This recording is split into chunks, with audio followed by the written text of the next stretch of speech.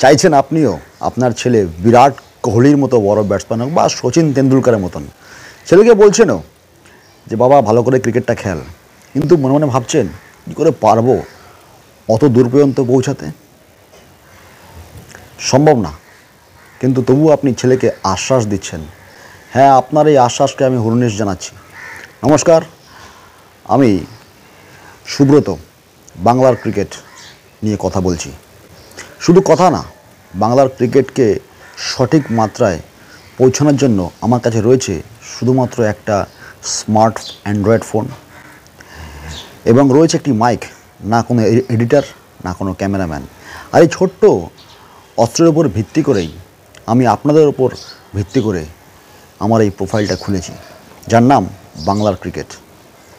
আজ বাংলার ক্রিকেটের প্রথম ইন্ট্রোডাকশন আমি জানিয়ে রাখি, অসংখ্য ভিড়ের মাঝে যখন আপনার ছেলে হারিয়ে যায়, 30টা 40টা কোচ নয়, 30টা 40টা স্টুডেন্ট যখন 4টে-5টে কোচের আন্ডারে প্র্যাকটিস করে, তখন কিন্তু সে হারিয়ে যায়, ট্যালেন্টকে হারিয়ে ফেলে, বা সঠিকভাবে কিন্তু সেই কোচিংটা সে পায় না, সম্ভবপর হয়ে ওঠে না। কারণ আমিও এক সময় ক্রিকেট খেলতাম এবং জানি যে এটা সম্ভব নয়।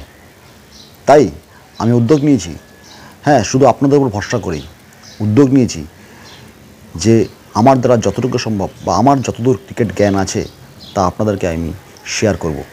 আমার ছোট ছোট ভাই বোনেদের শেয়ার করব যারা ক্রিকেট খেলতে ভালোবাসেন, বলতে পারেন যাদের হয়তো কোচিং করার মতন সামঞ্জস্য নেই বা সামর্থ্য নেই। বাংলার ক্রিকেট শুধু চ্যানেলটা বা প্রোফাইলটা এই কারণেই বানানো হয়েছে যেন বাংলার প্রতিটা ঘরের ছেলেরা ক্রিকেট নিয়ে সঠিক জ্ঞানটা পান। আমার আশ্বাস, আমার বিশ্বাস, আমার ভরসা আপনারাই। কারণ আপনারা যদি এগিয়ে আসেন তবে কিন্তু আমি আমার এই প্রোফাইলটাকে আরও বেশি গ্রো করতে পারবো এবং বাংলার প্রতিটি ঘরে ঘরে, গ্রাম থেকে গ্রামে, শহর থেকে শহরে আমার যতটুকু বিদ্যা আছে সেই বিদ্যাটা আপনাদের সঙ্গে শেয়ার করতে পারবো। আজ ইন্ট্রোডাকশনে এই পর্যন্তই। আমি আসবো পরের দিন ব্যাটিং, বোলিং এবং ফিল্ডিং, কীভাবে আপনি ছোট ক্রিকেটার থেকে বড় ক্রিকেটার হবেন, সমস্ত কিছু বিস্তারিত প্র্যাকটিক্যাল আপনাকে আমি বলবো। সঙ্গে থাকুন আমার সাথে। ভালো লাগলে কিন্তু অবশ্যই সাপোর্ট করবেন, লাইক করবেন, শেয়ার করবেন। তাতে করে আমি কিন্তু বেশি ইনপুট পাবো এবং আপনাদের সাহায্যটা কিন্তু আমার দরকার। নমস্কার।